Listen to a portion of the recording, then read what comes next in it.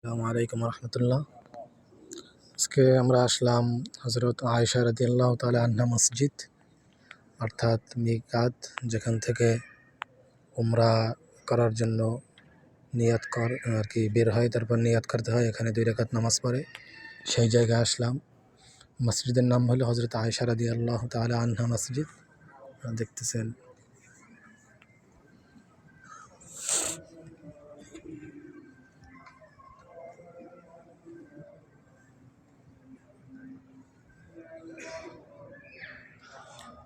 অনেক লোক উমরা করার জন্য আর কি আসছে, তারা এখান থেকে নামাজ পড়ে তারপর উমরার নিয়াত করে উমরার জন্য যাইতেছে।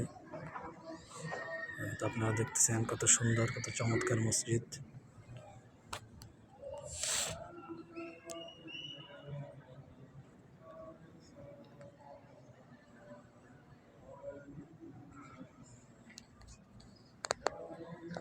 তো আমরাও উমরা করার নিয়াত করেছি, আলহামদুলিল্লাহ। আল্লাহর অশেষ রহমতে আল্লাহ পাক সুযোগ দান করেছেন, এই কারণে শুকরিয়া।